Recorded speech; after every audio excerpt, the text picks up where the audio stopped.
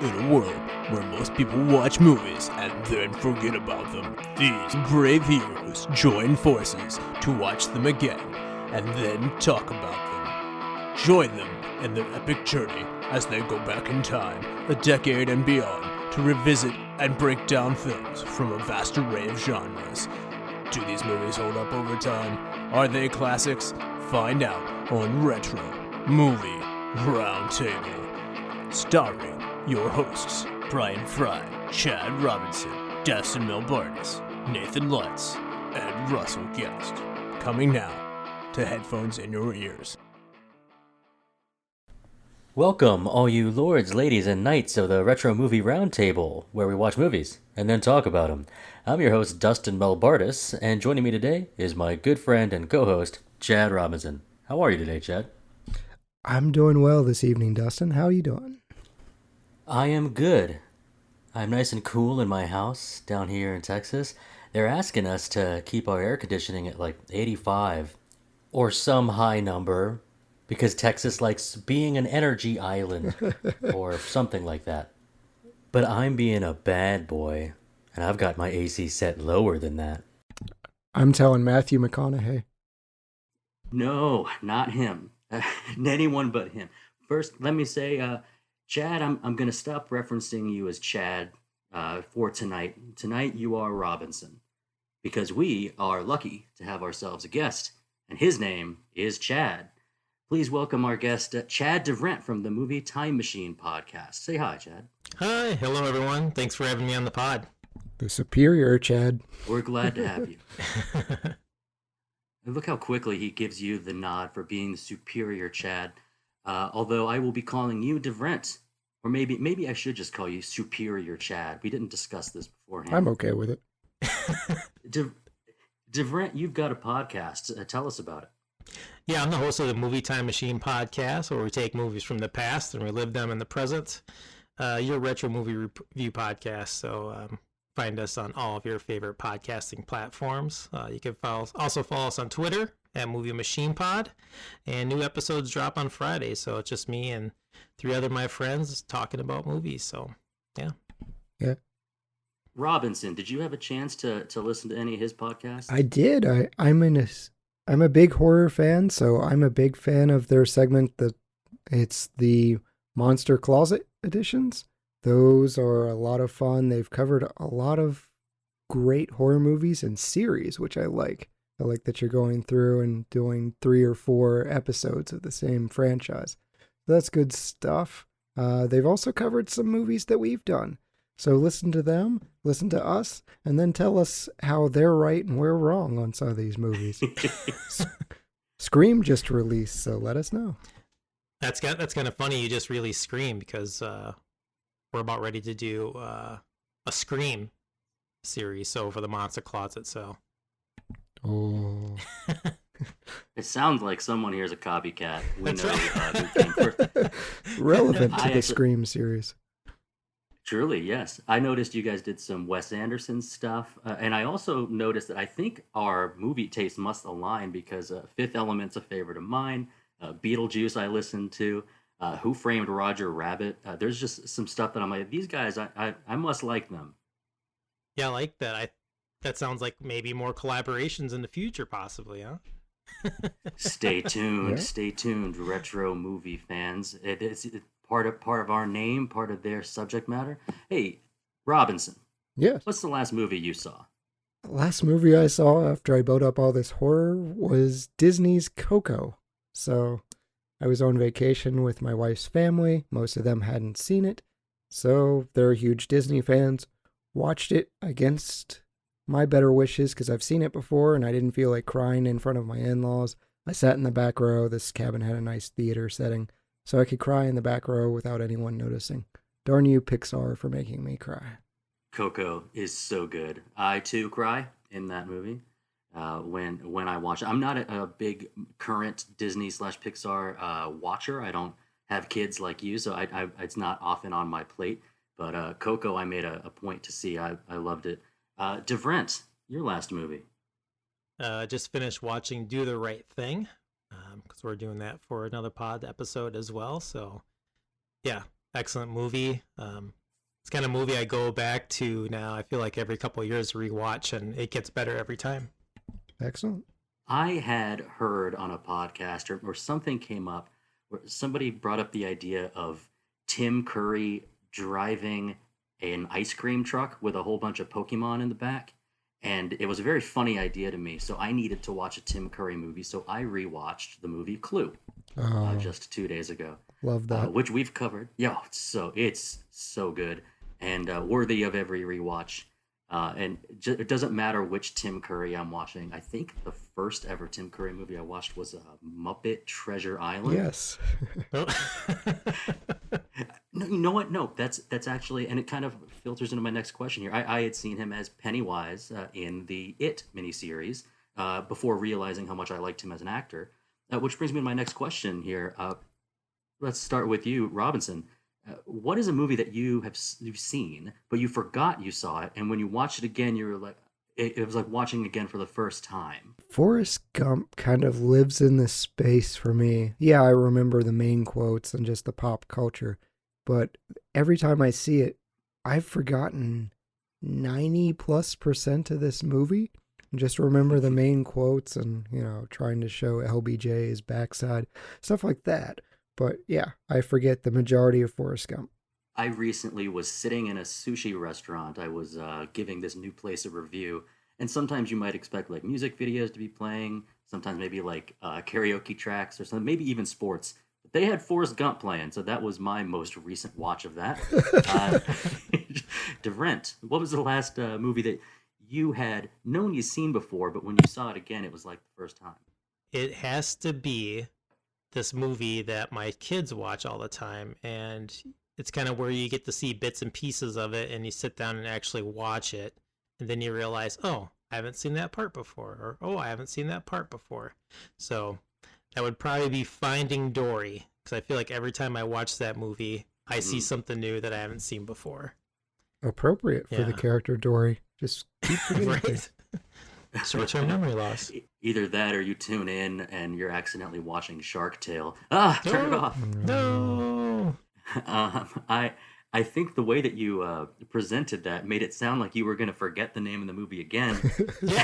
It was close.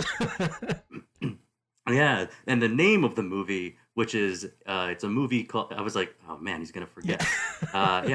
Finding Dory. I liked Finding Nemo enough that when I like a first movie in a series, or when I know that there's a sequel, I will just I've told Robinson this before, but I'll just put up a wall. I'll say, nope, I saw the first. I'm not seeing anything else after it. I'm just gonna preserve my idea of that movie franchise in just the one that I've seen. Yeah, I have those refusals too. One of my favorite animated movie is Lilo and Stitch. I have never seen any of the spin-offs to Stitch Has a Glitch, whatever it is. Just, it's magical to me. Don't want it. I didn't know that there was a secondary Lilo and Stitch with a glitch. Yes, there's a pink Experiment 626 called Magenta. Now you know. And as we all know, Magenta, very important to all of our printers. I'm looking forward to Lilo and Stitch Cyan. And we're going to skip past that bad joke to my movie that I had seen but forgot that I had seen, which should make sense to a lot of our listeners out there, which was Showgirls. I had watched Showgirls on television, probably on USA Network or maybe VH1 back when I was in high school, and not realizing just how heavily edited it is in order to get that movie on TV. What's even the point? Like, why? Exactly. Well, I didn't realize how huge of a Kyle MacLachlan fan I was at the time, perhaps. Nothing to say about Elizabeth Berkley. Is that the name? Elizabeth Berkley? Yeah, Jesse Spano. Yeah. Old Jesse. Well, I had seen the movie on TV and then sat down to watch it way later. I was like, oh, wow. This is what this movie is. Kind of a nice surprise. And speaking of nice surprises, we have what was a nice surprise to me, an incredible movie to cover tonight, and that is Invasion of the Body Snatchers from 1956, starring Kevin McCarthy, Dana Wynter, Larry Gates, King, Donovan, and Carolyn Jones. The budget was $417,000, but it grossed $3 million. The number one movie that year was The Ten Commandments. I guess that has some good origin story, whatever. IMDb rating for this one is 7.7, but our Rotten Tomatoes website goers really love it. The tomato meter for the critics is 98%, and the audience score is 85%. Now, when I mentioned that this is a surprise of a good movie, it's because I had never seen it before. Oh, no. 65 years from when it came out, and I had never seen it. Robinson, had you? Yeah. I watched this as part of, I was doing a horror movie challenge where I was trying to see top 200 list of horror, and this, of course, came up along with the other Invasion. And I also try and go and get at least one, if not two, for every year all the way back. I actually completed that challenge. So this was a couple years ago, and like what you're describing, I was like, 1950s gets a little iffy, but 56, this was awesome. I loved it. Loved it from the first viewing. I've rewatched it a couple of times since then. It stuck out to me of just how minimalistic it was. It doesn't seem to have a huge budget. The $417,000 sticks out to me. It seems like, even for this, it seems like that's a lot. So yeah, I revisit this quite a bit. Let's make it a point to, whenever we're talking about movies, really anything from this far away, I really like adding to the vernacular. 1950 seems a little lifty. I like that a lot. How about you, DeVriendt? Yeah, this is my first time watching this film. It's been on my watch list for quite some time. I did see the remake that came out in, I think, 1978 with Donald Sutherland. Really like that one. So yeah, going to this one, black and white film. I always love black and white, especially from this era. I always just love, sometimes I get distracted with, looking at, like the old gas station pumps and the old signs, or like what kind of they have in like their rooms, like the old telephones and just all the things of that era that kind of symbolize that era, icons of the era. But yeah, I really like this film. I kind of knew what to expect, except for like I knew that the ending might be a little different, given like just that this era of film. But yeah, I was pleasantly surprised. I really love McCarthy's performance in this, even though it's still kind of theater acting kind of to me. But I guess again, I think that's just a sign of the times. But yeah, I was like a big sci-fi and horror fan. Yeah, I really like this film. Oh, this is great. We've got two people that hadn't seen this film. I'm extra excited now. I was excited to see it. When there is a big blind spot, my movie viewing history, every time I get to sort of check a box off, is fun by itself, but also it was truly a pleasure to watch. You said it's kind of, some of the things of the time were a little distracting, like the old gas pumps, or maybe even the telephone. I think it is really, to use your word, pleasant to be distracted by those things. I like the time of this movie. I like the sound, the dial on the phone. There's so much about this time frame that when a movie is set at that time, it's comfortable. Just a general pleasing atmosphere. And the first, 20 minutes of this movie is really kind of a pleasant type of scene. Things seem to be bright, and big smiles. The acting, like the theater acting, is there. It just seems like, if you don't know about this movie, you're just like, this is kind of a nice situation we're in. Yeah, you've got the Leave It to Beaver style community. Everybody's just happy-go-lucky. Yeah, to where even we need to actually take a little break before we get too far into this movie. So before we continue on, just a couple advertisements. Remember, after the break, we are specifically going to spoil this movie. That's the plot summary, and Robinson's going to have that for us. Trust us. Believe me, it's better on the other side. We mean you no harm. Welcome to the Flashback Flicks Retro Movie Podcast. I'm Ricky. I'm Grayson. And every week we review a movie from the past and reflect on things we missed, things we loved, and things we want to see again. Yeah, because we believe any movie worth watching is worth watching again. So if you like films, friendship, and a lot of callbacks, I mean, just so many callbacks. then subscribe on Apple Podcasts, YouTube, or wherever RSS feeds go for like-minded movie-loving individuals. Like you. What happens when two modern film fans go back and rewatch all the old classic films from yesteryear to see if they hold up?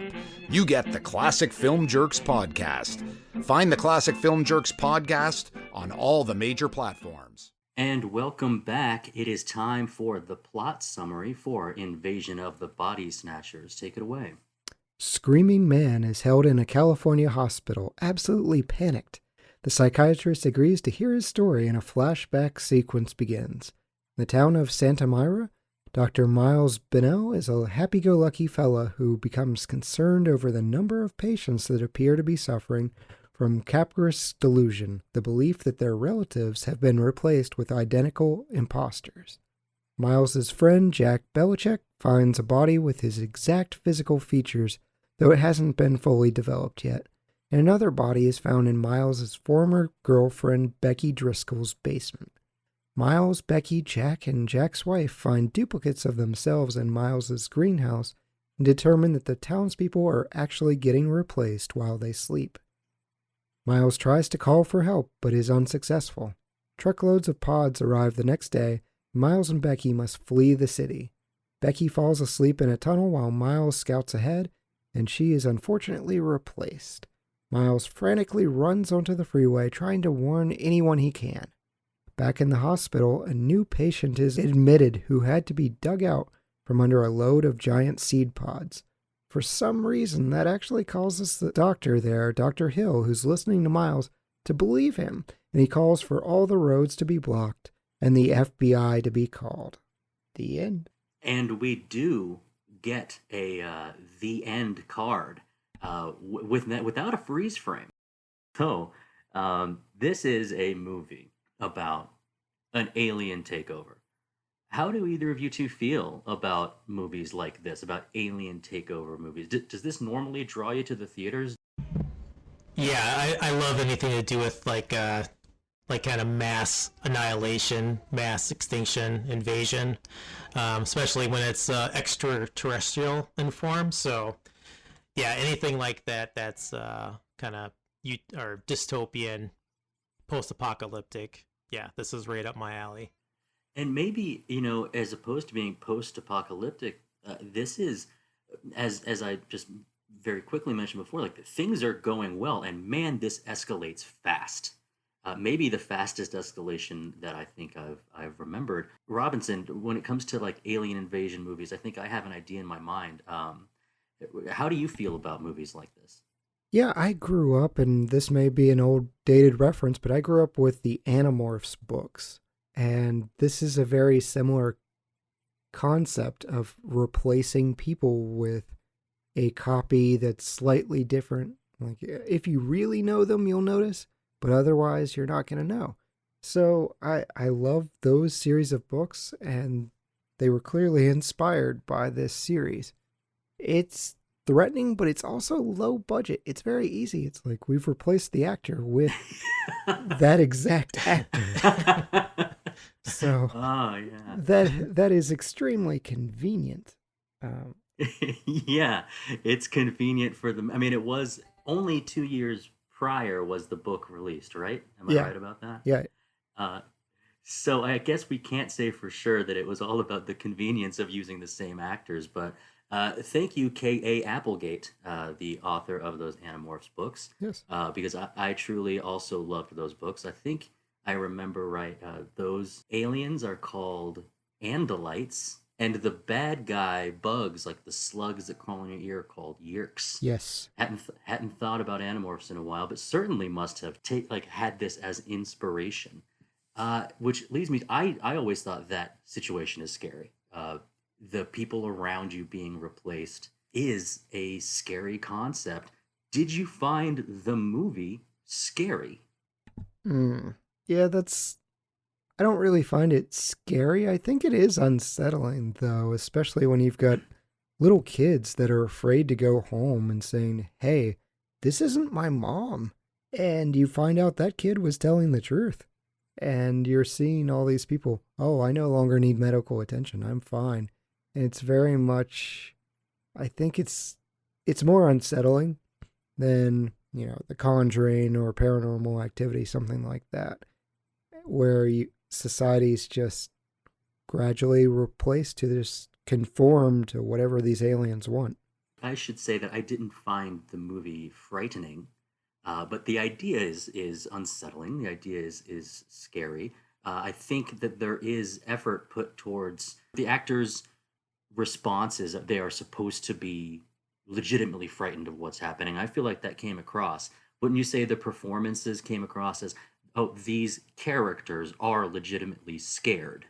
Yeah, especially Kevin McCarthy's. My goodness, I don't know how he didn't go hoarse, because this was filmed in like 19 days or something like that, and he's screaming or running half of the film. Yeah, it really shows. I feel like in those final scenes where I had read that McCarthy had not been getting a lot of rest and was quite exhausted, especially when the scene with the cars there at the end, and saying that director was saying that he was in danger of possibly getting hit because he was so exhausted. But yeah, it really shows. But yeah, I think again, just an excellent performance by McCarthy, and just kind of showing that fear and like paranoia. Sometimes giving thinking that, is this all in his head? Because this kind of starts out with him narrating this story. So, which I just love that kind of paranoia aspect of it as well. Yeah. Did you think at any point during watching this movie that could have been like the resolution was that a lot of this was in his head? No, like I knew, like, going into this, I knew that wasn't going to be the case with seeing the remake. With that said, I guess I didn't know what the outcome of it was going to be, but it had me thinking. I was like, maybe something was different in this one. But I think with this, I think that might have been a cop out, and I don't think it would have really have fit the era. I don't know if any movies from this era that would have had a ending or a twist like that. Oh, there are definitely movies out there that I can't name because of this discussion. It would just ruin it. But yeah, of this era where that does happen. But the title card kind of clues you in here, like Invasion of the Body Snatchers. If you sat through that and it's like, oh, it was all a dream, we're mad. Yeah. But you do have scenes like there's the guy Danny who knows a lot about killing people discreetly. He's like, well, maybe his fingerprints were burned off. Maybe it was this. Oh, you could kill him with an ice pick or whatever, and he'd be fine. I'm sitting there like, why do you know so much about killing people? And you find out he's an alien that's been replaced. He's just trying to make Miles seem crazy. But yeah, there's a lot of those scenes where Miles is explaining things and other people are saying, well, here's something else that could have logically happened. And so it does make you doubt a little bit. And you can see the panic in Miles of maybe I'm going insane. Yeah, Danny, Dr. Kaufman. I know that Miles and Becky, when they go to dinner at the club that has very few people there, and but it is right before that scene when you see Dr. Kaufman and the other doctor in town, but they're leaving. Is that the only time, or do you even believe at all that Dr. Kaufman, for his screen time, was ever truly himself? Yeah, I think he was pretty clearly a pod person. I guess that's what we're going to call them, a replacement. Because otherwise, I don't think you'd spend that much time. Like, Dustin, if you were casually explaining to me the many different ways to hide a murder in a body, there would be issues. I would hope you're replaced by a pod person. yeah, I would also hope. No, I can't hope that would be the case. I don't want to be replaced. But if that were happening, I guess that's what I would want for you, is that I would have been replaced and you weren't talking to secretly sociopathic Dustin this whole time. Yes, Dexter over there. I think there was his description of things that logically could happen Well, first of all, I want to point out that you brought up pod person. I think this is where pod person came from, but I had never used the term. I don't think maybe I'd ever used it generally, but when I've heard the term, didn't think of it as a person devoid of emotion. Is that what it's supposed to be? It's more of an insult of you're just a conformist than it is of devoid of emotion. It's like you're kind of a blank slate conformist. That made me think about the times that we see Dr. Kaufman, Danny, on screen, and all the ways that he's trying to logically think through. I actually really liked all of those scenes. His speech in how he's not talking down to his colleague cohort, but he's trying just to. If you didn't know he was already a pod person, he's trying to talk sense into him. Like everybody hallucinates, even doctors. and and then what it makes me think of is that you start to recognize when you start, if you have no idea what is going to happen in this movie, you start thinking who's a Confederate, who is already turned, who is working against who we want to believe that Miles and Becky are safe. But like during the movie, every 5 minutes it goes by, you start thinking who all is in on it, and it makes me think of Kaufman gaslighting Miles. Yeah. And once you see it, you tend to start seeing it all over the place.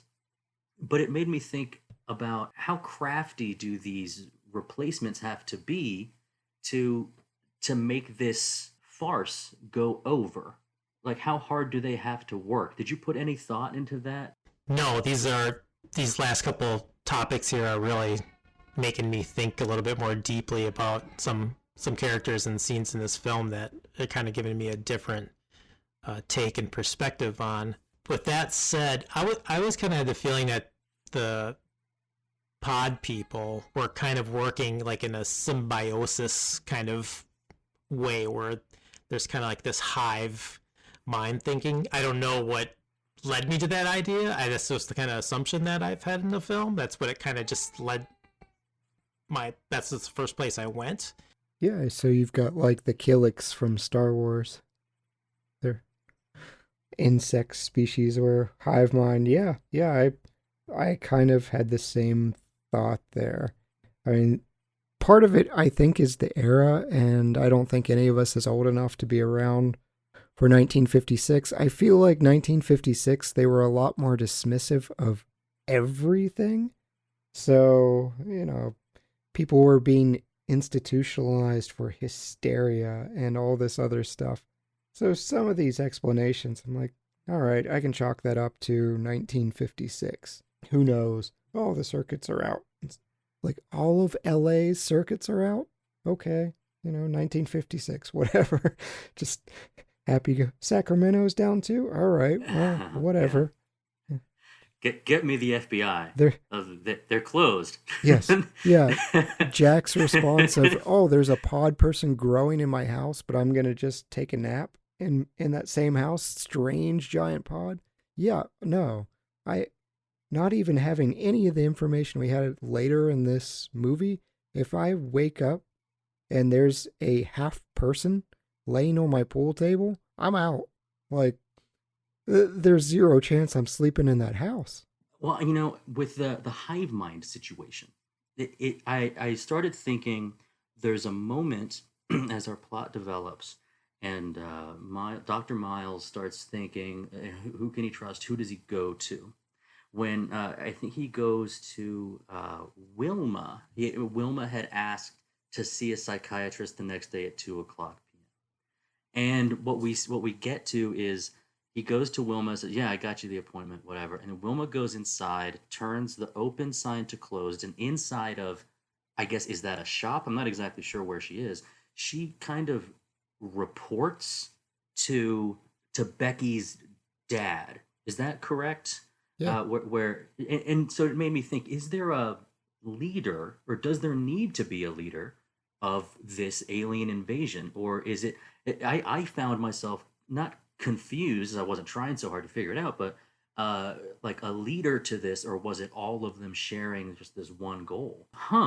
who is the leader here? Is there one? And if it's a hive mind, are they able to share information? They clearly can't share it that fast because otherwise they would not have been able to get away from his office. Now we know that the police chief is helping out with the distribution of the pods, which was kind of a striking scene to have all of those people walking towards that center like traffic island in the middle of the town. Yes. Now, while I'll say like the movie, I think we kind of agree the movie isn't scary, but it's unsettling. That's kind of a scary scene. Yeah, I don't want to get too far ahead of myself, but that's probably not my favorite, but one of my favorite scenes in this film. And that's the point of this film too, where you kind of are. That's when you're told where, oh, this isn't just happening in this town. There's other towns nearby that they're calling out, okay, this is bigger than just here. And that's like a really cool moment, I think, in this movie where it's like, oh, this is bigger. This isn't just here. Like, this is growing, it's spreading. Yeah, there's no way of stopping it either, because you can never tell. Other than catching those trucks with giant pods. We even see, you talked about seeing the 1978 version. Kevin McCarthy's back in it. He's the opening character. He's still running and screaming, trying to warn everyone, which I can't imagine works very well. Just like, crazy person, get off my car. Excuse me, crazy person, off the bends. Yes. Yeah, I can't imagine. I mean, this didn't take place in LA other than actually being filmed in LA.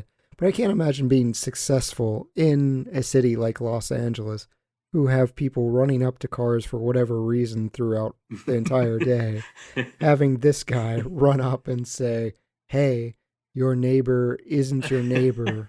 They're going to take over when you go to sleep. It's like, just go. Squeegee my car and move on. Yeah, that's almost like a everyday phenomenon in almost every large metropolitan area, I feel like. So I've experienced some of that here as well in Minneapolis. So yeah, and you have to figure out, like, who do you choose to believe? Which one of those people coming up to your vehicle do you choose to believe? When a movie like this can kind of create questions in your mind, can kind of make you question. I think I saw some Rotten Tomatoes review. It's like, if you find yourself watching this in a theater, you'll be looking to your left and right, wondering who among you has already been changed. And I think what was said a minute ago was the size at which this is happening, not just in their small California town, but the other towns that the police chief is calling out through the megaphone. It's not just that, like, it's happening, but in this town, it's happened. And wow, you are one of the very few to have not been taken yet. And I guess the audience learns through the police radio that they're the only two left. Everybody else has already been turned. Speaking of turning, it made me think of like what the extraterrestrial goal. This is another type of situation that kind of makes you question, or provides more food for thought, which is, are these villains? Is this alien invasion, is it evil at work or bent on destruction?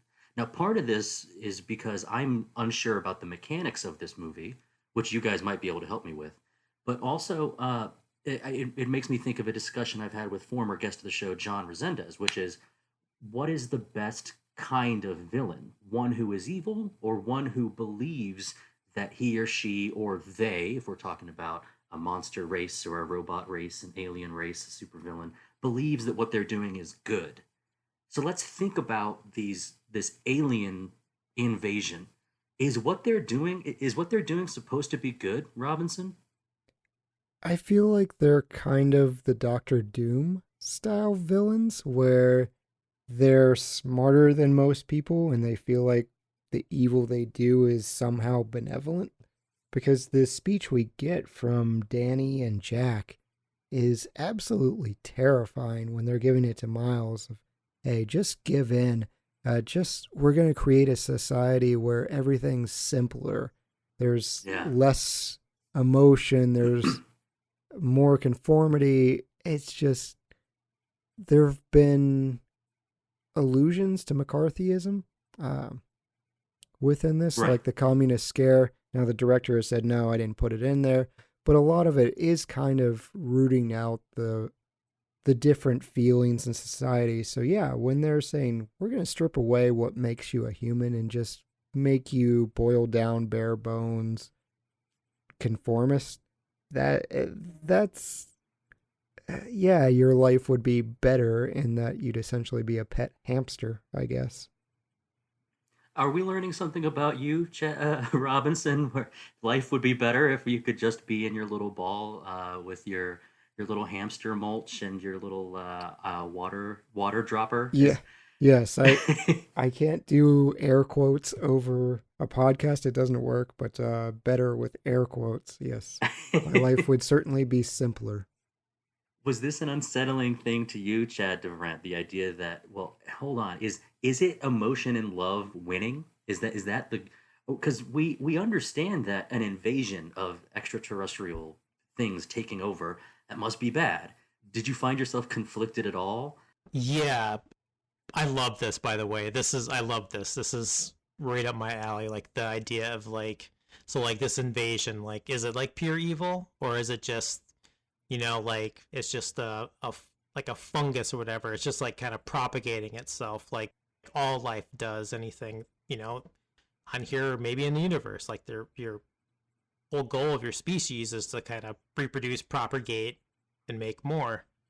Essentially, I do love the idea of like, yeah, it's not, that's just the process of the origin of the pods, whatever it is. I think they do say spores, I believe, in the film, unless I'm just making that up in my head. They also say that it can replicate any life, which leads you to believe that this has been done before, potentially on other planets. Yes, that this can be done to other species. Yes, it was the dog. The dog betrayed him. It was a pod dog that went to the middle of the street to test them. Yeah, Makes so much sense. And here we are doing a pod cast. A pod on pod. Speaking of the dog scene there, it made me think of, I think immediately right after that, the characters are skipping. It's Becky and Miles. Yeah, as they're crossing the street, like, like they're walking across like arm to arm, and I'm thinking like, no, that's how they know you're not part of the pod. You're showing too much love and affection. Right. All that needs to be gone to make a better world. Isn't that such a fun moment in almost any movie where subterfuge, deception, in order to get past the much more powerful entity, is their plan is, after they realize that, we have to go out the front door. Excellent music in that particular scene too, with the lower 88 keys of the piano, as they get away from using the syringes, they get away from their would-be captors, and they go outside, and then they are essentially surrounded by the enemy. And the only way, and they make it 3 seconds before she yells out about the dog. Does that make her a good person or a terrible person? Like, I'm sitting there saying, darn it, Becky. Like, why do you let the dog get hit? Everybody you know and love is replaced and going to be murdered. Just let the dog go. But maybe that makes me a bad person. No, it's the good. This is a classic Star Wars thing, right? The good of the many versus the good of the one. Am I thinking of that? That is definitely Star Trek. And please don't write me angry letters. Please write them addressed to Justin. Dustin Melbardis. Dustin can write me angry letters. You realized I was trolling you, and you did the thing I hate the most, which is to be called Justin. Well played, Robinson. Yep. This I really like it when in any movie there's a really high risk situation, which very quickly turns into, we got to get to the highway, we got to get out of here, and the speed of this movie, I really liked the speed at which the intensity of the situation ramps up. I believe you have Miles and Becky as two that have that you're rooting for, that they're safe, and only for a little bit do you have Teddy and Jack, who are helping them. Do we see? Because I had to actually go back and see this twice. One of the scenes where, I'm not going to say it was a jump scare, but it certainly was like this is a tense scene. Was when Miles and Becky pull up to, I think it's his nurse slash secretary's house, and all of them are inside, and the one woman is holding a pod like a baby. That's a really tense scene. And that's when I think it's the officer kind of grabs him behind. Oh, we've been waiting for you. I mean, that's when we clearly are past the point of no return, and we've still got plenty of movie left. And it's the escape then becomes so exciting. Did you expect this type of like ramp up? Yeah, I did not expect that. I think there was a point where I think around this point of the film, I stopped it, and I think this is like your midway point, and I was thinking to myself, "Wow, this is moving really fast. I like this where this is going." Yeah, I love that scene, by the way. It's so good. It's so good. There's there is that jump scare there, and just how the woman talking about placing the pod, I want to say like in the crib, I think. Yeah. Mm-hmm. Yeah. It's just like that was just so creepy, and they're so kind of monotone. Everything is super dry, and yeah, it's really creepy. Then you get the tap on the shoulder. I love it. Right before the tap, do either of you two Chads remember what is said by the woman holding the pod baby? I don't. Something about tears. It's like not very much longer now, and soon there'll be no more tears.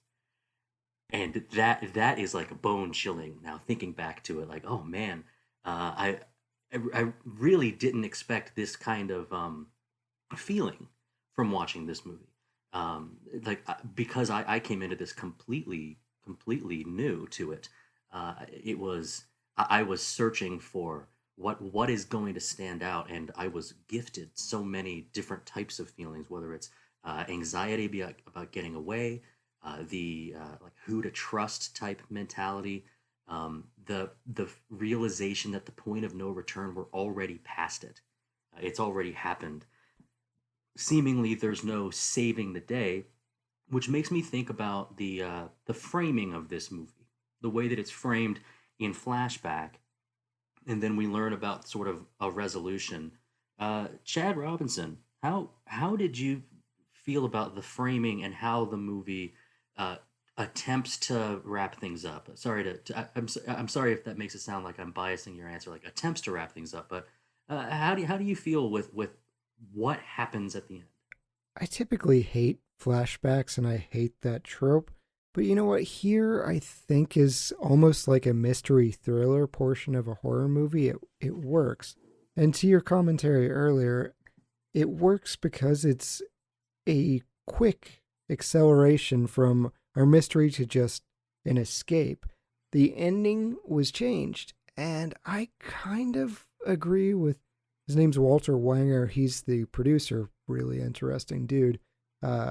He'd actually shot a man in the testicles 5 years earlier and produced a movie from jail. You only get a 4-month jail sentence in the 50s for shooting a man in the testicles, as long as that man is having an affair with your wife.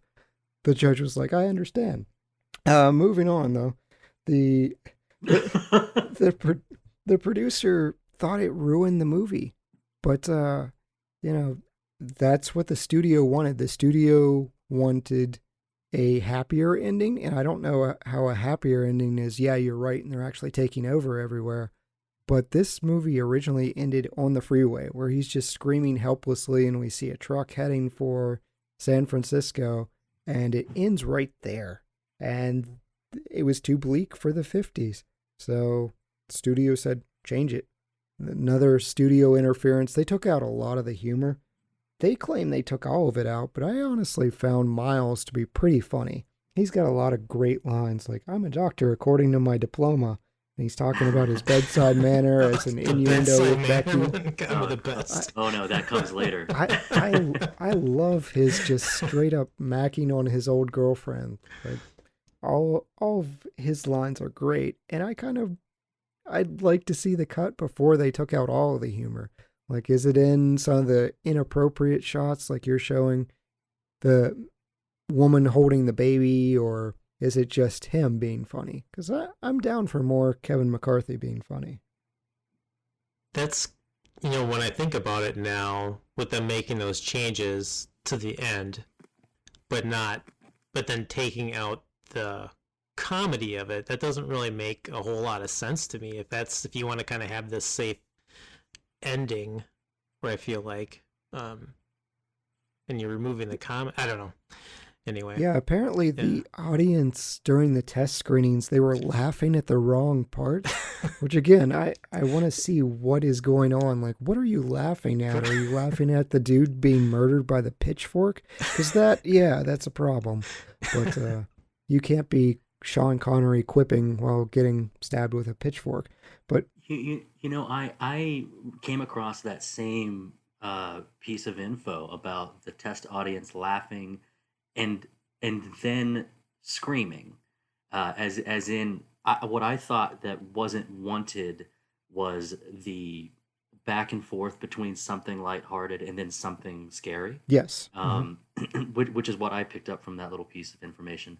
But I also find the movie, I think that I've said this a couple times now, but it's pretty nice when you get a non-comedy that's funny. Yeah. Or that the quick wit in this movie is pretty good. And I had in the intro, I had talked about the last movie that I saw that was Clue, which is just full of wit, and like it's over and over and over in a row. But every movie can benefit from some good quips here and there. Yeah, absolutely. And Walter Wanger, again, the producer, he thought the humanity was stripped out of the movie. That was his phrase, by removing the humor. Yeah. I know there was like a dispute about how it should be shown. I don't know if I would. I think I might be leaning towards maybe I do like it ending with him raving in the middle of the highway. There is a really cool shot in that scene where he looks straight at the camera, which I guess would be looking straight into the audience. And I think the line is, "You're next. Yes. You're next." Mm-hmm. It makes me think, like, if I were 65 years ago in a theater and my heart was prepared for theater and movies the way that it would have been for people of that time, like, that would have been really freaky. And to think about that in that sense, it's kind of fun to think about generations past, how they must have experienced a movie like this. But yeah, and then the framing of, okay, get the FBI on the phone. Is this still a winnable fight against the alien pod people? Like getting the FBI involved. Did we manage to catch it at the one place that the seeds fell? Chad DeVriendt, do you think that now once we make that one call to Sacramento or LA where we get the FBI involved, that we managed to stop the pod person invasion? Because I would think that with the speed that this movie's shown, I would think that we've already lost. Yeah, I love this question, because I wonder if this has to do with some sort of high faith in the FBI in this era. Ooh, yeah. But yeah, what's the FBI going to do? Investigate. It's like you're bringing a knife to a gunfight, I think so. And now that you say that, yeah, I mean, I think hope is still lost here. Yeah, and speed at which we go to, a truck runs a red light and a whole bunch of pods spill out all over the road, and that makes the one guy believe him. And within 20 seconds, the end. And I'm like, oh, so that's how it wraps up. If we were to think about alien invasion movies, I'm gonna give one here. Mars Attacks, classic, very scary movie. Mars attacks. The aliens have a weakness, which is yodeling. And I had a whole bunch of movies listed, but I'm not going to give them all because I realize it would be unfair to just go and spoil a bunch of movies. But do these unfeeling replacement aliens have a weakness? It's certainly not the FBI. What you said about bringing a knife to a gunfight is apt. But do they have a weakness? I mean, what's going to stop them? Pitchforks, apparently. Pitchforks will do it, I suppose. That'll also take care of your local witcher, too. Pitchfork right through the stomach. Yeah, I don't know. They never come up with anything like, ultrasonic, whatever, blast sounds. You never see a weakness to them other than they take the form of whoever they inhabit. So, you may be the unlucky pod person who just takes the form of someone that moves at the pace of a turtle. I don't know. Well, this makes me think this is a mechanical issue that I have with the movie. And I don't have an answer. I'm not asking you guys because I have the right answer, but I just don't know how exactly it works. We know in K.A. Applegate's incredible series, The Animorphs, that the Yeerks crawl into the ear of someone and control them from inside. Mm-hmm. We know that. We know that we know that there are certain things that they don't like, and they can be killed. But with this situation, invasion of the Body Snatchers, I would say I've always been confused, and after watching the movie, I didn't get any less confused. They're growing a second version of someone. That's what the pods do. Mm-hmm. What happens when there's two bodies? There's two bodies. What can either of you explain to me? Because I couldn't get it. Why are they growing another body? Because then we have just twice the amount of people, and that seems like a lot of extraneous cleanup. I'm not trying to tell the alien invaders how to do their job, but it seems like growing a whole nother body seems like extra work. What happens? How exactly does this work? I think it's proximity. Yeah, it's never really fully covered because Becky falls asleep for, I don't know, 5 minutes. A second, yeah. While Miles is out there and she gets replaced.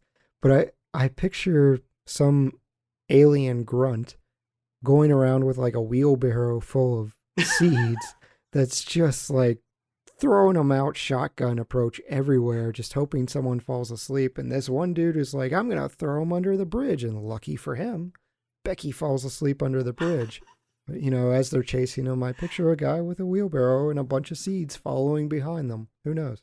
I like that idea that there is the, that guy doesn't have the best alien job, but he's not going to be sad or upset about it because he doesn't have any emotion. But if there's a second version of you growing and it assumes your memories and it assumes all the stuff that you need to know about who you are, just lacking the emotion, that means that then there's a husk or something left behind. So is there another guy with a wheelbarrow collecting the husks, or do they walk? Do they just go someplace? We do have one idea from the chief of police who we see through an open window say, oh yeah, we found that body burning on in a bonfire. Do those husk bodies go to burn? Well, that dude. It would help make sense. That dude was lying. I love how that chief of police just is through this hanging out in the basement window with his gun out too. Yes, I noticed that. like a Jack in the Box. Yeah, Barney Fife, poor trigger discipline, just waving it around. Looked like John Goodman too. When I was watching this movie, I was kind of combing it for best shot for our superlatives later, and there was a moment where this was my best shot when they're down in the cellar and they're nearly finished, talking to Danny in his dad's shop, and you hear, "What's going on down there?" One of the guys looks and says, "Hello, Nick, glad to see you." And you have half of a cop wedged into the window like Winnie the Pooh with his gun out, with his gun just waving it around like you said. This was my best cinematic moment of the movie until I finished it. But that was Oh yeah. Well, and hey, Chad Robinson, you said something interesting. They are lying, Yes.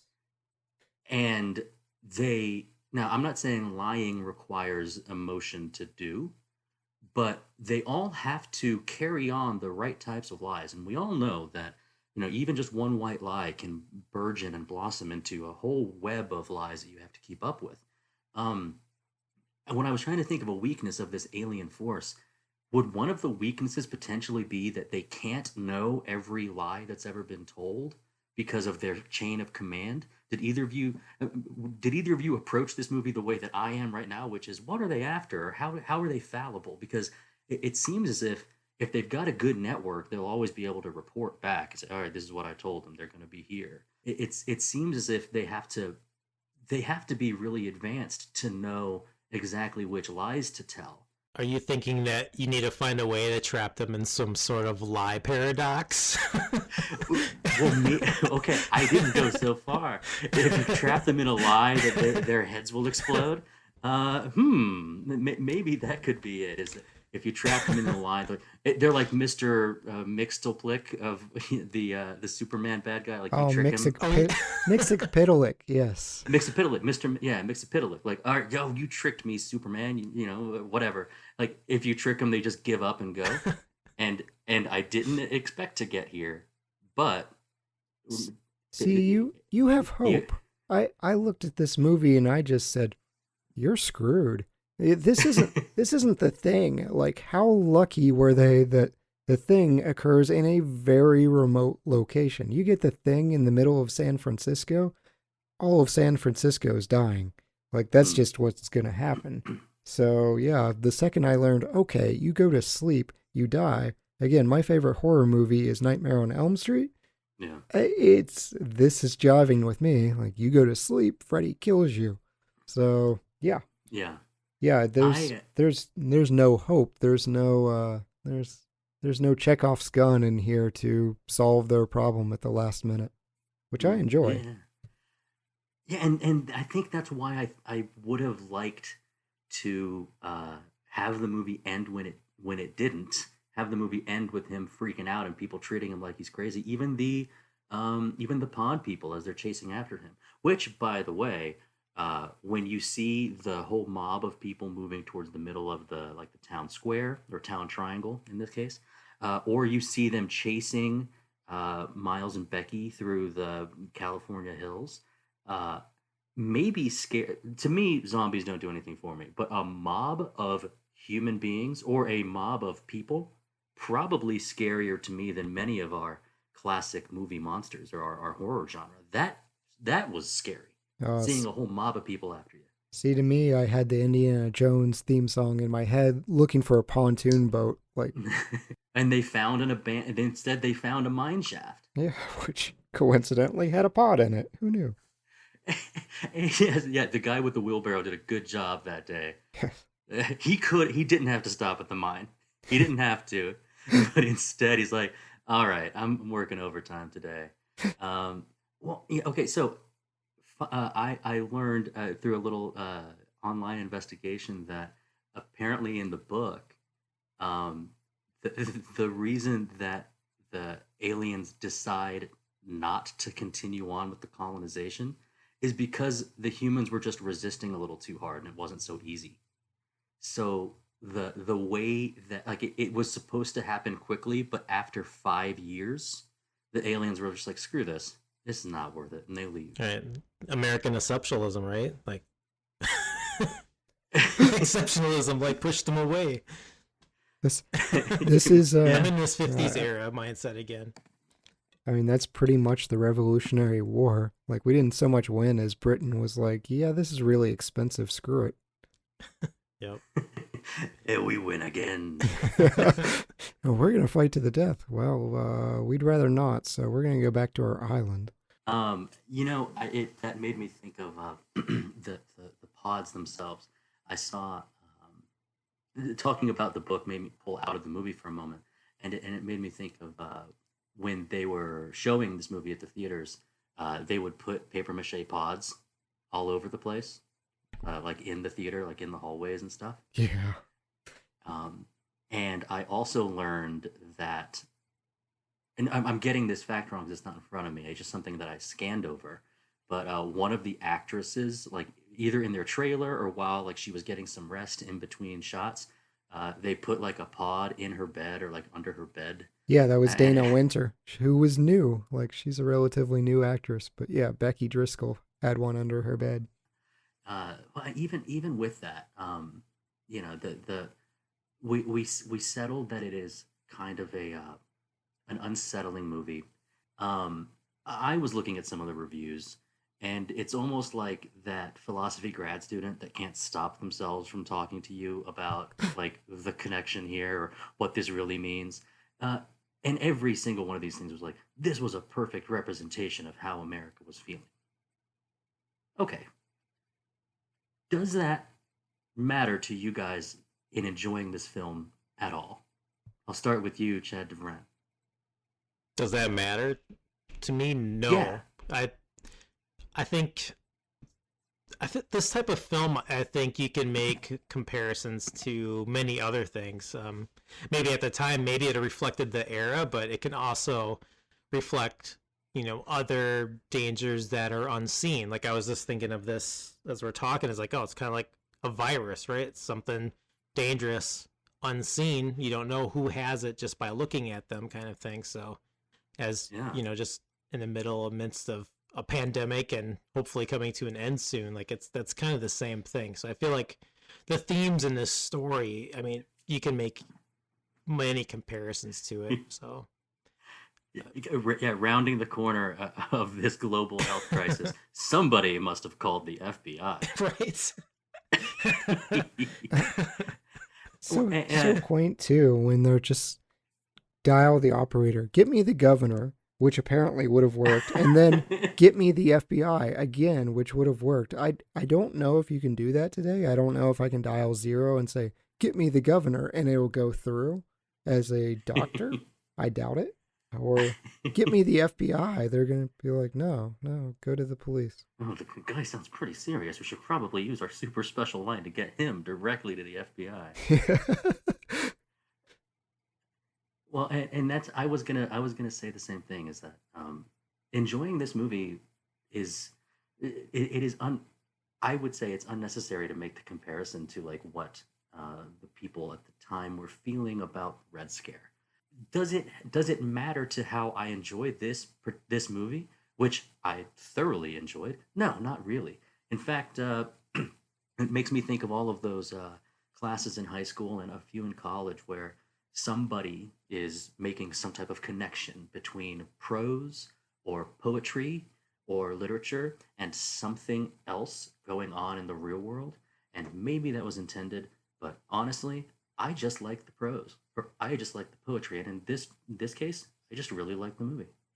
Yeah, I agree with Chad's point of it can really transform into any era. You could look at it today as almost like the Twitter hate mob of if you say the wrong thing, Twitter will come and they will devour you and just erase you. I like that. And then you conform. And then it's a good comparison. And of the things that we liked, you know, we had several, but we also have the things that we liked the best, and that's when we get to our movie superlatives. And I think what we'll do is we'll start with our MVP. Who do you think the MVP of this movie is, Chad DeVriendt? McCarthy, all the way. So yes, yeah, yep. It's kind of a. I don't really ever like get into performances a whole lot, but when it's an example like this, where it's just like, yeah, I think from the beginning to the end, you kind of see this transformation of this character as well, and you kind of see the range of McCarthy's performance, and yeah, definitely MVP for me. I think he did a great job too. Chad Robinson. I agree with Chad, and I'm saying that as our guest, not I agree with myself. Miles is extremely likable. He's charming, and then he just does this fantastic job of throwing himself into hysterics. He's just drenched with sweat by the end when he's just screaming into the camera, "You're next, you're next." And it's great watching that descent into madness. Yeah, it made me think of just a kind of a scary question that I've maybe posed before, like to myself or among friend groups. Is like it's worse than it's scarier than death is losing your mind. Yeah. And the raving at the end, actual raving at the end, was such a performance. So my hat's off to him. For me, the MVP is Don Siegel. The pacing of this movie was kept me so engaged, and like I was thankful that if I'm normally told to watch a movie that's 65 years old, my eyes are going to roll a little bit. And so when I was, this was a treat to watch, and I think that though the performances I do laud, I'm going to give my MVP to Don Siegel. All right. But Points for the director. Points for the director. So now we do specifically target an actor, the best supporting actor, Mr. DeVriendt. I forget the actor's name, but I'm kind of thinking out of the box here. But the child actor at the beginning of the film that's running away from his mom. Bobby Clark. Yes. Yeah. Jimmy Grimaldi. Yes, Jimmy Grimaldi. Excellent choice. I went for Dana Wynter. I really liked her Becky Driscoll. I'm more impressed that she wasn't a seasoned actress. She's sweet. She makes you feel really, really sad for Miles when he winds up kissing a pod person clone. It's like, no, it was right there for you. So yeah, I enjoyed her performance. I too enjoyed her performance, and I was also, I'm not going to say tricked, but I was also unaware that she was new to acting. Yeah. Like that was surprising to me. Also, what's the name of the little boy's actor? No, not actor. Character Grimaldi. Yeah, Jimmy Grimaldi. To me, see that at first I was about to just completely throw away my entire opinion on this movie, because to me Grimaldis aren't farmers. Grimaldis make sausage, right? All right, maybe all right, maybe I'm off there. Okay, for me, the best supporting actor was Larry Gates as Dr. Danny Kaufman. Oh, okay. I thought his delivery. I think Kaufman's character was elevated, and because of course there's no way for me to know the counterfactual, which is kind of a common problem with evaluating performances. Is once you see a performance done by one person, it would almost be impossible to see it done as someone else and not compare it to the first. But I really liked that character, and I feel like his delivery of his lines, not just when they're over the body at the billiard table, but also in the cellar in the dad's kind of shop, and then later on in Miles's own office. I feel like his gaslighting style performance was like as good as it could be, and so I had to give it to him. Excellent. Let's move on to Hidden Gem, Mr. DeVriendt. Just a movie from this era. I just love seeing like the old cars, just the decor, like the old phones, just because that stuff always like triggers in my head, like just how different of an era that is compared to today. And just think about how we communicate now, how we travel, just how we interact as communities. I feel like that's the hidden gem to me. Out of time. $650 for a car. That hurts a little. Was it for the car? I think it was. I thought that too, but isn't it $650 down?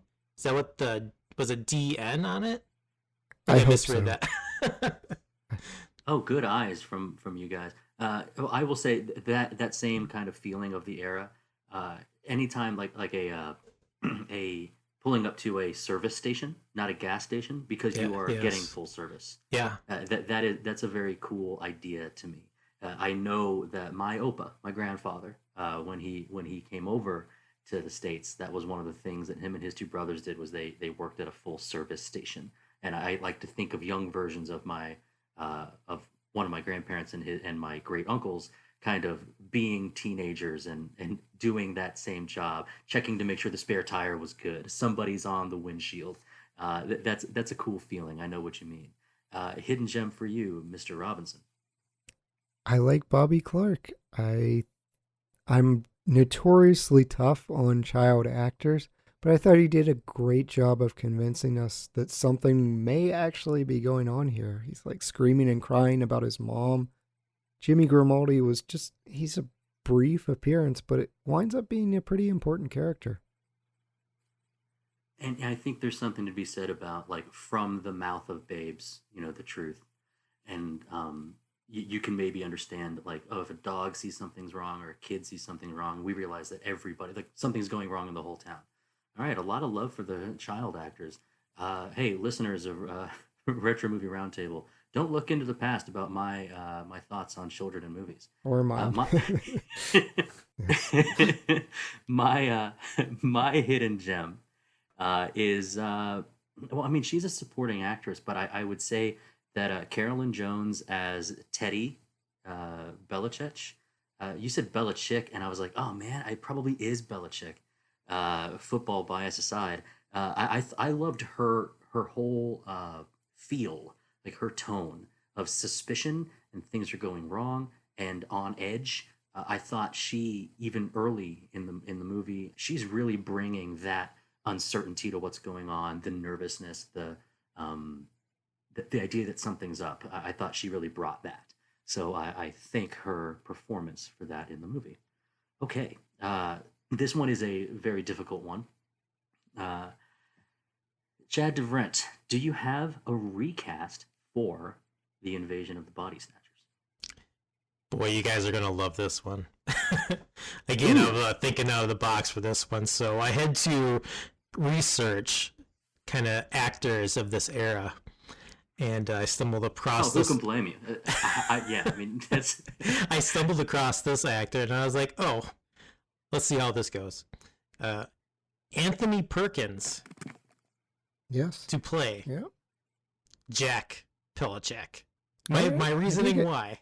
My reasoning why is I was like, I think because Anthony Perkins looks kind of crazy a little bit, and that would be a great character to have as one of somebody that's close to Miles that turns on him. I went after Carolyn Jones and Teddy.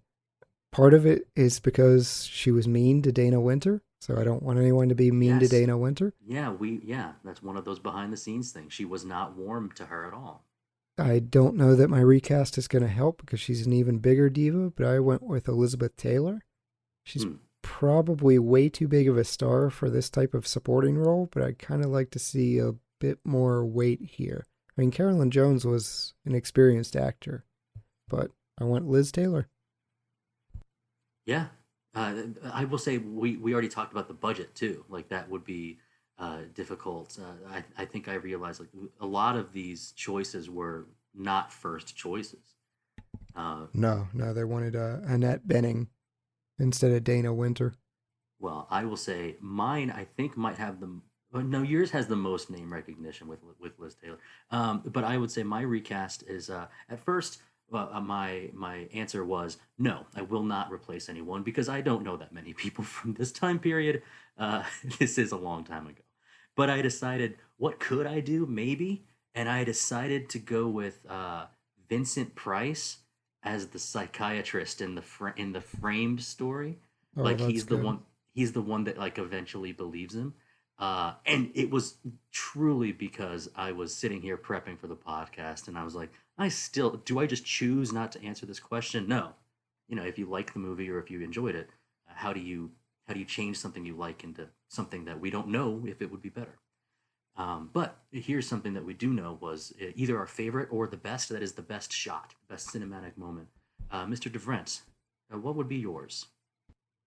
For me, this is like a black and white movie thing. It's just any of the shots where you have like these dark scenes and you're playing with shadows.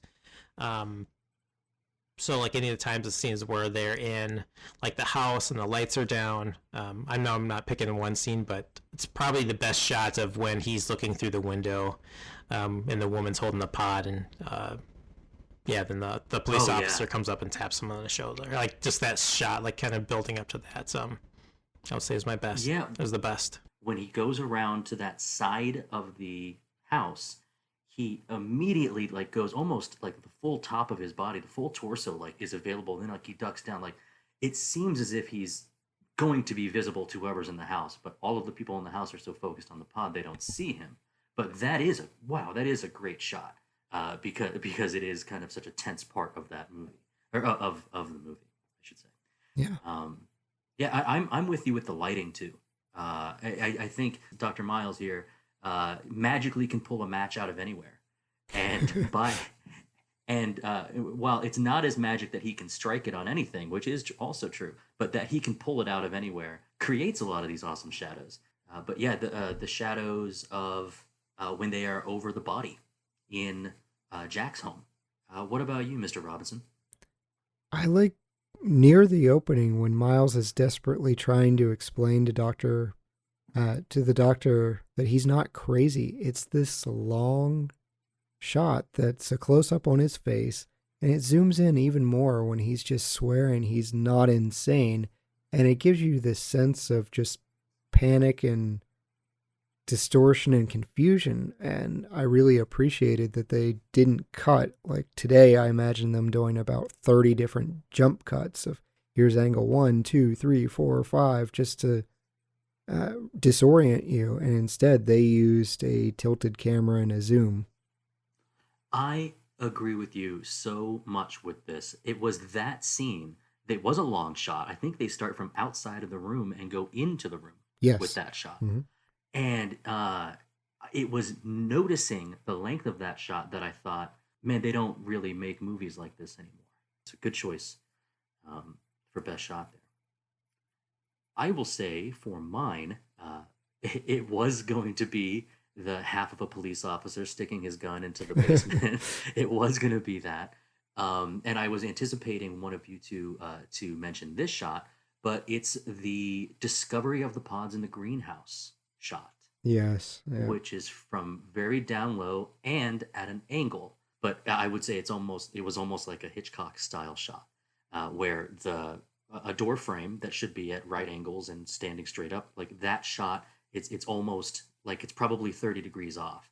And you see him walk in, you see the bubbling like of the plant.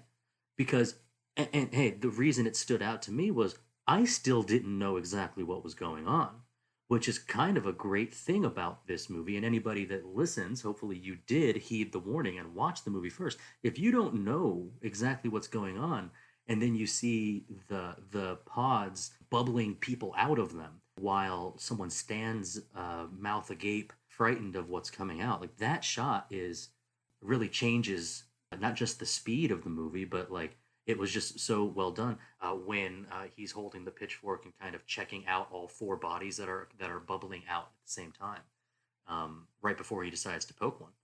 Yeah, that's a good shot too. Every one of those shots is important because we only had $15,000 for special effects. They said they had one shot of getting those pods working, and that was all they had money for. So it either worked or it didn't, and thankfully we got it.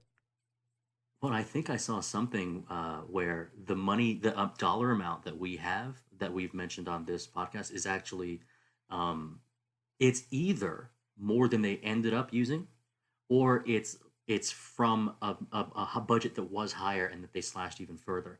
I do know that this was shot in 19 or 20 days, but initially it was going to be 24. So like they cut a lot, like in terms of what they were willing to spend or what they could do with this movie. Right. And yes, it was convenient that their villain was people that look just like other people. But yeah, good shots all around. Let's talk about the best scenes. Mr. DeVriendt, your best scene. Yeah, so I do want to say the non-ending. That's how you're describing it, where Miles is, frantically screaming to the cars that they're here. But I actually thought about this other scene I really like just because of the kind of cacophony of sound that we're getting. It's when Miles and Becky are running away, and the police officer notifies, the sound of sirens, and we get two kind of different sirens. We get like a police siren, and then there's I'm guessing it's like more of like a civil defense siren of the day. It's Yeah. kind of, so you get these two different siren types, and it's that sound for me. I'm so into sound and like the impact on film, and like that just kind of, you know, threw me off, and that was disorienting, and I really love that. Then we get the shot of them running up the stairs, and it kind of, you see them running up, and then we get like the camera on like the moving camera following them up the stairs. So I really like that, just because of the siren sounds and this cacophony of like kind of crazy and kind of Dueling sirens. Yes, it was, yeah. I was wondering about that scene because it doesn't seem like the camera was on rails. I think they literally had the cameraman running backwards shooting that. And that was a long shot. Like, someone put that poor cameraman to work. I thought that I read that the gaff, is it the gaffer? Yeah, actually made a camera on wheels to pull up those stair rails. I don't know how accurate that is, but that makes more sense because I was pretty watching stable it, camera like, too. I could see Bob's, and so I thought, okay, maybe this is a real person, and we just picked the most in shape cameraman and said, "Hey, we're like that dude was rooting for one take." Yeah, I remember the description about how physically exhausted some of the actors were, and then I see them running, and the line is, "Oh, over there, the stairs." It made me laugh out loud because I was just like, "Oh, these actors are already exhausted, and now we're gonna do the stair scene." That looks like you're about to go see Pai Mei at the top of like the Shaolin monk temple. Like, oh, let's go up those stairs. Let's go, and they just go. That must have been exhausting, truly. But adding the sirens, I also thought that was a kind of a cool aspect of that scene. And as I mentioned before, just a mob of people, not mindless people, but people that are thinking as logically and emotionlessly as possible, with all of the resources of the police and all the technology that with the radio, the sirens, and kind of the power of the mob behind them. That was a scary scene. Yeah. Mr. Robinson, how about your best scene?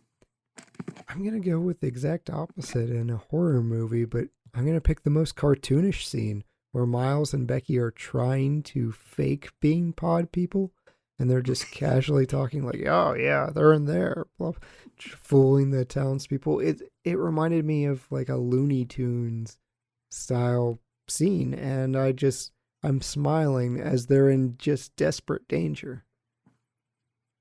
Yeah, and they really do not make it that far. The first person that talks to them is on to them immediately. The very first person. Like, we couldn't have gone an extra like minute of screen time. Maybe let them cross the street. No, the dog and the scream give it away. Unfortunately, well, my that starts off. That really kicks off kind of the last happening of the movie. Mine comes right before that, which is when Dr. Danny Kaufman and Jack meet them in his office. We meet both of them in the office, and that's when they just start talking to them, like as in, "Why are you remember what I was like when I was fighting it?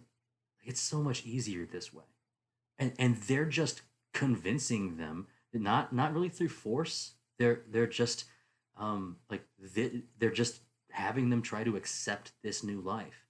I do not want to try to recall like the words about like love or like living an emotionless life is how it's better, because it's too good. And even me just reciting the quote, if I did have it in front of me, wouldn't be good enough. It's a scene worth watching, about the idea of our two protagonists essentially saying that love is going to beat out this emotionless invading force.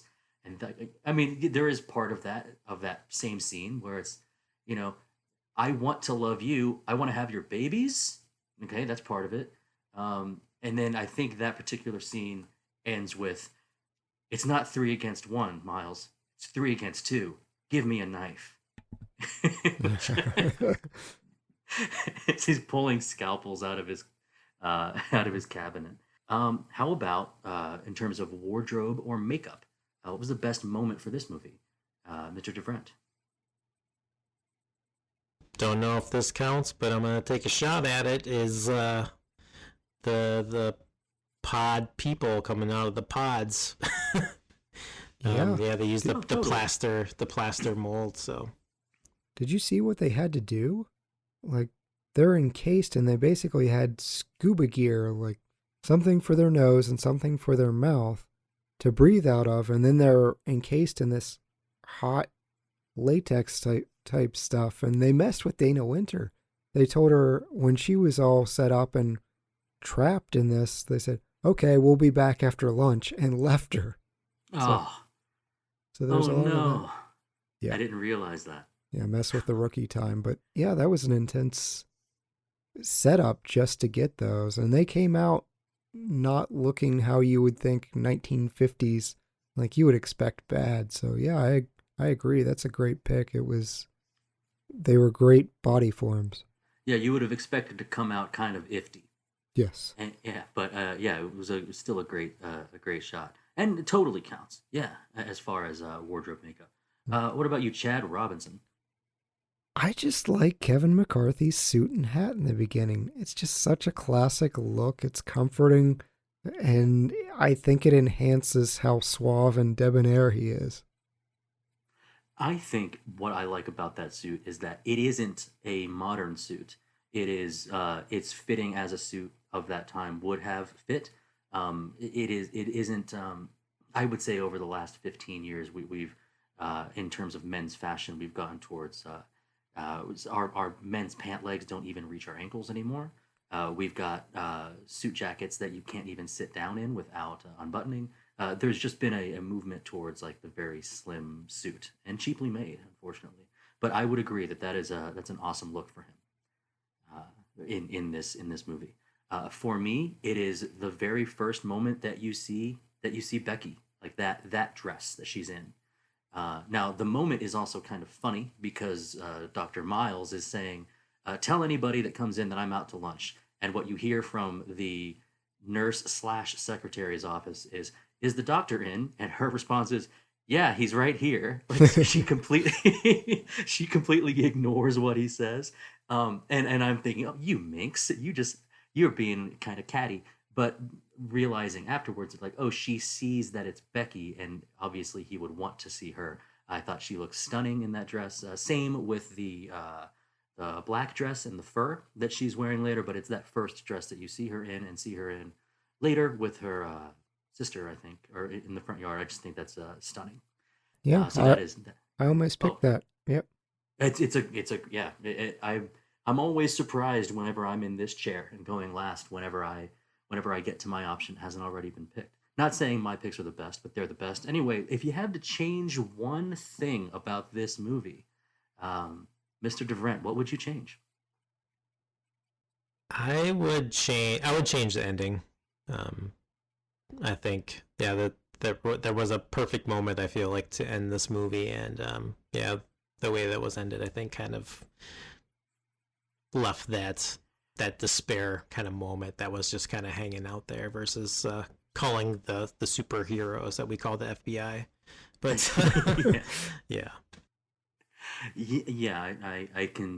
I think I can totally see what you mean. I think it would have been more impactful that way. Mr. Chad Robinson, what about you? What would you change? It just occurred to me that we could loop this in with another timeline, and instead of the FBI, it gets paged into Agent K and Agent J, and that's how we solve this. But, yes. But yeah, for me, it's a near perfect movie, but after reading some of the studio interference, kind of like Chad's opinion, I want the other thing that was cut. I want the humor back in. I already think this movie is funny. I'm surprised that they said they cut all of it, but I want more of this. I think Kevin McCarthy is very funny. He's got great one-liners, and I want a little bit more of that in. Yeah, you know what?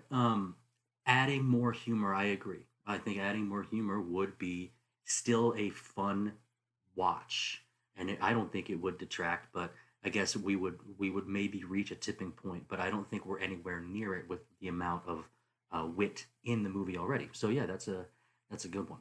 Yeah, it didn't hurt Scream. And we also had a similar meta conversation about Scream, which was, is Scream still great without the discussion of the meta? And hey, we're not going to answer that. Go back and listen to last week's episode, baby. We're here. We're here for you. Listen to it. I've got to change one thing, and I think I was thinking about a couple different things. Change the name of this movie. Kind of gives away what's happening. And as a guy who had his mechanical questions as to how this is working, I think it would be scarier if you didn't know the premise was snatching bodies or re-inhabiting or replacing bodies. If this were just called The Happening, or if this were just called Invasion, or Little Shop of Horrors A, or whatever, I feel like there's a whole lot of vague movie titles that could work for this. Dr. Miles Goes to Town. Yeah, so. Yeah. A Tale of Two Men with Wheelbarrows. I don't know what it should be, but, and I'm not saying Invasion of the Body Snatchers is bad. In fact, it's iconic. But I feel as if the feelings of terror and unknown and what's exactly happening, when you see, because there's the reveal of the pods and the reveal of the half-made bodies, and I had no idea like that when they were examining the body on the billiards table, that like the insight that this is like a perfectly made human type thing. There's no fingerprints. Like there's a whole lot of stuff that 45 minutes in, I'm still not exactly, if it weren't for the cultural zeitgeist and like what you know about the history of cinema, you might not know what's happening here. And I think that if you were to change the title of this to something else, it might have landed differently. Okay, so you want 10 Cloverfield Lane, where you're not quite sure if John Goodman is telling the truth or is insane. Oh, 10 Cloverfield Lane did the job of being vague enough that I did not watch it. I don't know. I don't know if that was the right decision or not. Oh, it's excellent. Go see it. Yeah, that's the only Cloverfield film I've seen, and I loved it. So I don't know if that says anything, but when did it come out? 5-6 years ago, something All like right, that. well then we'll see it in 4 or 5 years. Then we'll see it once it's eligible. That's what we'll do. We have one more superlative to give out, and that is the best quote. Mr. DeVriendt, what is your best quote? Is this an example of your bedside manner, doctor? No, that comes later. So great. So really inappropriate, but so great. That is really good. I bet we're all going to pick his lines. Chad Robinson? Yeah, that was my backup, but in case this one had been taken, but I have to go with, they're here already. You're next. You're next. You're next. You're next. Yeah. Oh, wow. It's a good one. It's a good one. We swapped quotes, Chad. I was the opposite. That was my backup, was your pick. The Chads are swapping thoughts. Yes. Oh, no.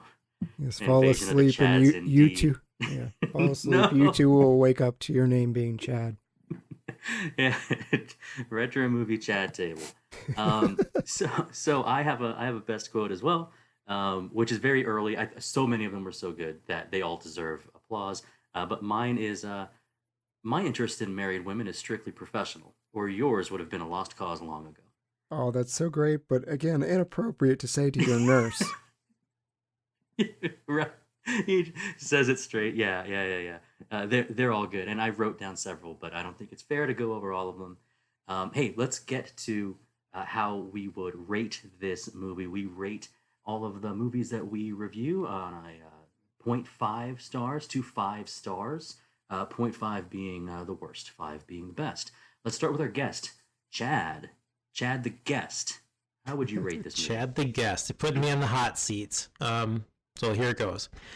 I would give this 3.5, and I was thinking about giving it 4, and the only reason is with this film, I think the only thing that kind of holds it back now, looking through today's lens, is just some of the relationships, with like the men and women in this film, and I think that's just a sign of the times. Absolutely. So I think like recommending this film, I think I would have to give that caveat. But yeah, this as a first time watching this movie, it was really fun to watch. There's lots of great things to pull from it, and yeah, after some of the conversations we've had already, it makes me want to go back and watch it one more time to kind of pick up on some of the great things that you two have brought up as well. Oh, how sweet! And you don't have to take a full afternoon to do it. It's only 80 minutes, y'all. It's perfect. This is a good perfect. one. Yeah. All right, 3.5 stars from Guest Chad. Let's talk to host Chad. What is your rating? It was 5 stars the first time I saw it, and it continues. This is just one of those movies that I can go back to anytime. I rarely, and this is going to be a testament to my podcast abilities because I'm just lazy, I rarely watch a movie twice. I watched this one twice with no problem. Again, part of it is 80 minutes. I just love it. It really dials into fear and paranoia, and you'll notice this theme with my horror for a lot of the films that I like. I like the less is more approach. This was low budget. I think it's a masterclass in low budget horror, and it doesn't have to put everything in front of you for you to be nervous, to be unsettled. It's a lot of background conversations and people still looking like themselves, but all of a sudden a kid saying, my mom's not right. Like, I love everything about that. So 5 stars for me. Yeah, an uncle's not his uncle, and a sister's not his sister. Oh, Yes. that's eerily close, Stock. Yeah, yeah. Well, hey, you. It's a 5-star movie for you, and it's explained well. I agree in terms of rewatching it. I would sit down and rewatch it in a heartbeat. But for me, this is a 4-star movie. Some of the questions I brought up were not merely for the podcast, but they did leave me wondering if it could have been done better, if it could have been explained better. I wish the frame story was somehow different. If the ending were ended where we had wanted it to end, or at least two of us, then I would have liked that better. I kind of like the idea of not knowing what's up, calling the FBI to somehow maybe save the day. That's not even really my gripe. It's that seemingly this is wrapped up. I like the idea of thinking that, like, no, this is not wrapped up. We're doomed. This whatever extra info we get in the second half of the frame story is somehow makes it worse instead of trying to make it better.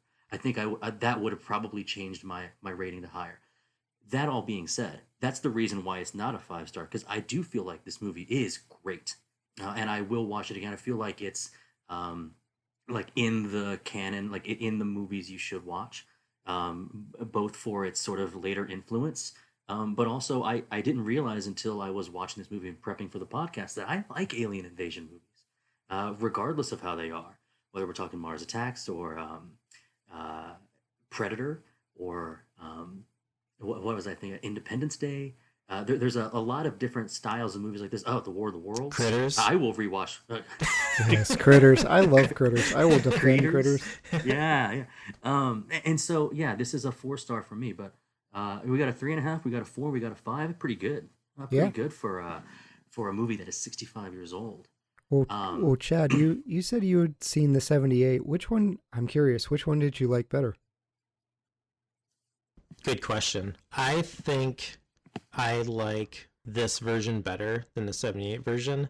I have this thing with, like, I have a hard time with a lot of 70s style movies. I don't know what it is, the kind of filmography. I don't know, but I thought that movie had some, like the 78 version had some like really cool parts, but some of it was pretty boring. Like, was a snore fest for me. But I mean, I watched that probably 20 years ago too, so Okay. maybe I need to go back and visit that one. Do you have an opinion on that? I like them both. It's one of those, it's a rare case of where I don't think I can decide because they're just different.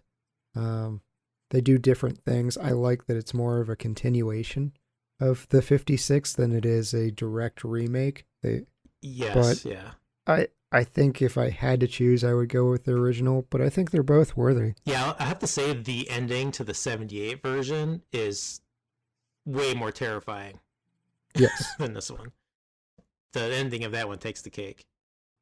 Host Chad might know where I'm going with this. Hey, doesn't the 1978 version have Jeff Goldblum in it? I love Jeff Goldblum, and now I and sound like... How awesome is his coat in it? Yes. Does he have a sweet coat in it? Yeah. Silverado, Jeff Goldblum. Don't cast him in Westerns, and if you do, please don't make him look like a pimp. Don't give away too much, Host Chad. Hey, you got to tune in to that Silverado episode to learn what we really think about Jeff Goldblum in a sweet fur coat. And that was a movie from a past time, but let's think. Hey, we got to select a movie for the next time. Are you ready to help me, Chad? Host Chad? I am ready. We're going to keep you around, Guest Chad, while we pick the next movie. It's time to live long and prosper. We are doing our first Star Trek franchise movie. Excellent. And I've got 3 options here. Option 1, Star Trek VI, The Undiscovered Country from 1991. On the eve of retirement, Kirk and McCoy are charged with assassinating the Klingon High Chancellor and imprisoned. The Enterprise crew must help them escape to thwart a conspiracy aimed at sabotaging the last best hope for peace. Option 2, Star Trek First Contact from 1996. The Borg travel back in time, intent on preventing Earth's first contact with an alien species. Captain Picard and his crew pursue them to ensure that Zefram Cochrane makes his maiden flight, reaching warp speed. And Option 3, Star Trek, no subtitle needed, 2009. The brash James T. Kirk tries to live up to his father's legacy with Mr. Spock keeping him in check as a vengeful Romulan from the future creates black holes to destroy the Federation one planet at a time. Host Chad, do you have an option that we should pick? Yes, I do. Host Dustin. I don't think, and we've done over 100 movies, I don't think we've ever done a Shatner film. So I have to pick Star Trek VI. Gotta get William Shatner on the Retro Movie Roundtable. Wow.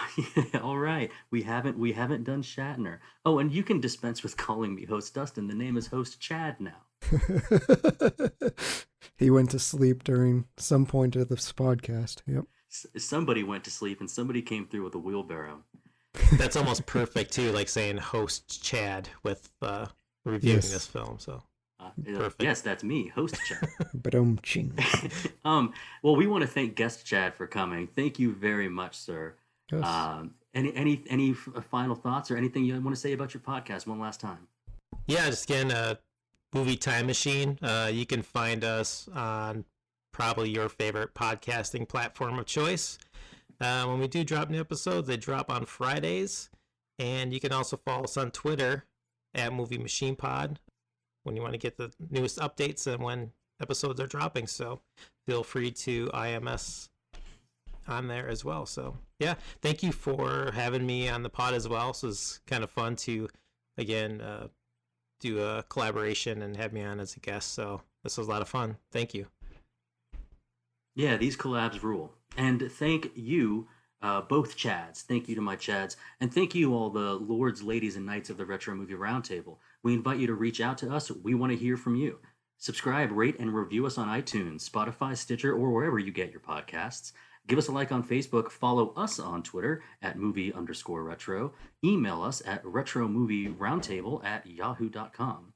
Producing and providing this podcast is fun, but not free. We invite you to support the show at our Patreon page at www.patreon.com/Retro Movie Roundtable. Any contribution is much appreciated and will go towards making the show better for you, the listeners. As always, thank you for listening. Be good to each other and watch more movies. For Host Chad, I turn it over to Host Chad. Someone in this camp ain't who he appears to be.